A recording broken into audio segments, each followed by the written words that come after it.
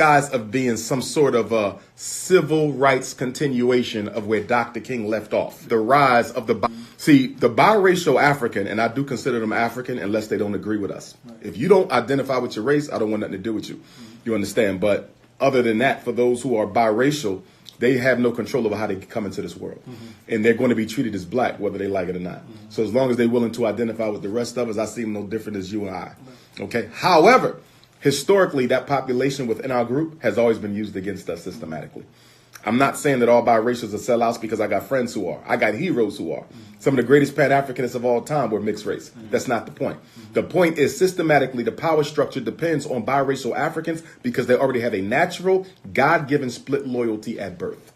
Now, when I look at Kamala Harris, I see a biracial woman with a white husband. Show me who you love and I show you who you are. So right there, that automatically tells me she has nothing, no interest whatsoever in helping black folks. I can almost guarantee you she's hostile to black males because she damn sure didn't marry one. You understand? And going even further, see, her agenda is going to be to further the feminist movement, okay, the anti-black male movement. Okay, but with her being a so-called minority, it'll look like she's serving all the constituencies within the community, but she's only looking at the feminist constituency, you see. And so I would not support her presidency at all because there's nothing but white supremacy and blackface. One of the things that racism did in the 21st century, Y2K, it reinvented itself. And it reinvented itself with three new faces. One face was the LGBTQ movement. Another face was the feminist movement. Another face was the multicultural movement. Okay, those would be the three: LBGT, multiculturalism, and feminism. Right. Those are the three new faces of racism. So you look at Kevin Hart. They snatched him from the Oscars, right? They found an old tweet from 10 years ago and used that to snatch him from the Oscars. But as Nick Cannon pointed out, there was other whites who made comments similar to Kevin Hart. They were not ostracized or labeled at all because it had nothing to do with homosexuality. Right. It was a weapon against the black male. You see what they did with Bill Cosby. 40 ugly old white women all wake up at the same time and say he harassed me 20, 30, 40 years ago. First of all, you're not going to wait to destroy the most successful, popular black man in entertainment at that time. Right. He was on top of the world. Yes. You wait till he's no longer on top of the world to come out with it? Y'all were set up to do that. Okay, the crime was destroying a successful black man, but the tactic was to make it look like he was the perpetrator, not the victim. So this is what they're going to be going on now. Now they're snatching all these black men out of prominence with what? Me Too. Yeah, right, you see? Right. Or you either offended women, you offended gays, you offended the multicultural thrust of American society, which is nothing but an illusion. You see, so that's going to be the new thing, making the victim look like he caused the crime. That's the new racism. So Kamala Harris is going to be worse than Barack Obama. Worse! Because she's a female. You see, so whereas Barack Obama was a male, he clearly hoodwinked, bamboozled, and ignored black people's agenda. He took care of everybody but us. Can't nobody name one law Barack Obama put in place that primarily benefited blacks. But I can name you three that exclusively benefited gays. I can name you two that exclusively benefited immigrants. I can name you one that specifically targeted women. Why is that? Because I mean, I heard you speak on these three components before, and that they're kind of to pull away from the black man. Yes. Now, where I agree with you, not that it matters, but where I agree with you is the fact that the black, I see it, I know it. I grew up with mostly black men, and I see how our society, or the society that governs us, is taking black men basically by the scrotum and snatch them down the best way that is possible. However, as a woman, there's a different struggle that we have as black women, and I don't believe that any black man can speak for my struggle, being raped before, being ostracized before, being pitted against black men, white women, black white men, and I think that the black struggle is in and of itself. But as a black woman, me speaking for the things that I go through, I don't think you can really do that. Nor do I want to. I think you should speak it. But you speak for those black women's issues under the larger umbrella of black people's issues. So black elders can speak to the issues. Black teens can speak to the issues. Black women can speak to the issues. The issue with the black feminists is, first of all, you're using a white woman's paradigm for your struggle. That's number one. Okay? But then the second issue is you're linking up with white women who have never historically been an ally to black females. When you go back to the slave plantation, guess who the black woman's number one enemy was? The white wife of the slave master. Because she's, yes, it was the white woman that made him sell your babies away. It was the white woman that made him whip you until you died to show you he didn't have any affection for you. The white woman doesn't care about the black woman, but she will use, as my brother just said, imagination and emotion to make you think she gives a damn. And black people have only benefited white struggles in one way, providing them with the numbers that they need to gain the momentum necessary to carry their agenda. We're being used by the LGBTQ. That is a white racist movement. We're being used by feminists. That is a white racist movement. We're being used by the multiculturalists. That is a white racist movement. So I'm not saying the black woman doesn't speak for herself. You should, but do it as black women and not as colorblind females. What are your thoughts on what's going on as it relates to Hollywood? And I'll give you one right now. R. Kelly. I didn't know if you wanted to talk about it. No, hit it. Go for No, hit it. Listen, as someone who works in the schools, as a school psychologist, my doctorate is clinical psychology. I got into this field to help children. For me, there's no statute of limitations on child molestation or pedophilia. You understand? I don't care if you did it last week or 50 years ago, you should be held accountable for it. I want to say that out front. Yes. However, going back to the three new faces of racism, feminism, LGBTQism, and multiculturalism, okay, arts and entertainment or whatever channel put this on, they don't give a damn about black kids, black women, black men, black people. This was done for three reasons. Because first of all, most of the crimes he committed are old.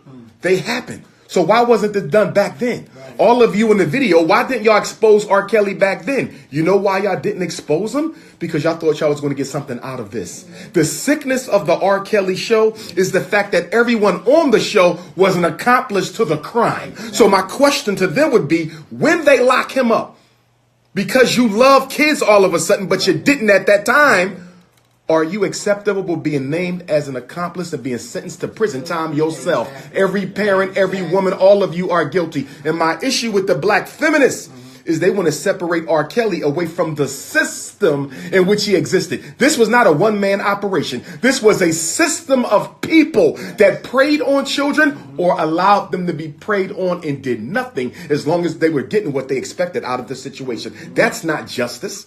The only reason why you exposing them now is because you didn't get what you wanted. If you would have became a big pop star, we wouldn't even be hearing about them kids who allegedly were molested. And the only reason why I'm saying allegedly, because everybody got a right to tell their story. And until I see both sides and see the evidence and see everything else, I can't say who's guilty, who's not. But the way this is being done, this is nothing more than a test run by white power to see if we can get the black community on our side. Either way the black community goes, we will benefit. Let me tell you what I'm talking about. Let's say the black community says R. Kelly needs to go to jail. He's a pedophile and we do not accept pedophilia. The white power structure says good. Black people are willing to let us destroy their own. So then, any black man we want to take down in America who is not guilty of R. Kelly's crimes, we'll just paint them as pedophiles because it's been so sensationalized in the media, and we could take out 24 more prominent black men who are not guilty because we got the black community to align themselves with the same criminal injustice system that's been destroying a community for hundreds of years. Now, let's say we go the other route and say, let's protect R. Kelly, okay? Because he's a hero and he's a successful black man and we ain't gonna let the white man get him. Then the white community says, great, we still got him. Because since they want to protect the pedophile, when the American Psychiatric Association normalizes pedophilia in the next 10 years, the black community can't say nothing because y'all said y'all wanted R. Kelly to be exempt. So if R. Kelly can be exempt as an alleged pedophile, so can all other pedophiles. Because there's a movement in this country by rich white males who want to normalize sex with children. So if the black community protects allegedly someone who committed pedophilia acts, then they automatically are supporting the movement for the normalization of pedophilia. So the question becomes, if we lose either way we go, how do we win? And you win by bringing justice to your own community, not going to white folks and asking the same people who committed more injustice against you than anybody in history to administer justice. You don't go to the rapist and say, can you try him for rape? You don't go to the thief and say, can you try him for stealing? You don't go to the abuser and say, can you try him for abusing? The white man is in no moral position to judge any black person for their crimes. We should be judging them ourselves. Man, I'm scared to ask you about the other. Well, they brought up charges against the other guy. What's his name? Which one? Kevin Spacey? Yeah. Oh, yeah. Oh, but did you hear what Kevin Spacey said? What did he say? And mind you, Kevin Spacey didn't get an R. Kelly show. No, he didn't. He's been quiet. No, and he's not going to, because did you hear what he said? Kevin Spacey said on TV, if I go down, I'm taking the whole Hollywood pedophile ring with me. Wow. And he won't get a show. He said it on national TV. That's that one. Oh my God. But they don't want the whole ring to go down, because when they start pulling these pedophile strings, I'm telling you, most CEOs of the music houses, most CEOs of the studios, do you realize, I read an article that said over 75% of all child actors since 1970 were molested That's true. in Hollywood. That's true. There's documentaries on them. Pedophilia is a Hollywood institution. So Kevin Spacey came out like a gangster and said, if y'all want to play that, I'm going to pull all the strings. And guess who else going to fall out some of them strings? Some of your most recent U.S. presidents. But is that surprising, though? I mean, it's corrupt. See, here's my thing. If we're going to go after this, go after it systematically and institutionally. I'm not going to make you the fall guy for drug dealing. I'm not going to make him the fall guy for breaking in cars. I'm not going to make R. Kelly the fall guy for pedophilia. This is a system that has been maintained and protected and bred in American culture for hundreds of years. Do you know that every major white male father of psychology, okay, most of them did not oppose sex with kids? Nor did they oppose same sex. Yes, read Sigmund Freud. Read Alfred Adler. Read it. So this is nothing foreign to their culture. I'm not saying all white folks support it, because they don't. There's a lot of white groups who are against the LGBT and they're against the pedophilia movement. But what I'm saying is the origin of this abomination, okay, has its roots in the. You can't find me no African civilization in the history of the world where being married to somebody of the same sex was acceptable, or where having sex with a baby was acceptable. The punishment was death. And still is in most African countries. That's why they sent Barack Obama over to Liberia, and they sent Barack Obama over to Tanzania, and Barack Obama threatened the presidents of sovereign African nations that if you don't legalize homosexuality, we will stop your funding. Why does the president of the United States care about whether or not gay people can get married in Africa? For two reasons. Number one is population control. Who's the number one supporter of gay marriage in America? Planned Parenthood. Is that a coincidence? The same organization that birthed the birth control movement, the abortion clinics, is the number one supporter of gay marriage. Why? Because two gay women can't reproduce. Two gay men can't reproduce. And why do they want it in the public schools? Why did Barack Obama approve this in the schools? It's because if I can get to the kids at 5, if I can get to them at 10, if I can get to them at 15, I can homosexualize everybody through conditioning, because as we taught in psychology, as a man is taught, so is his thoughts.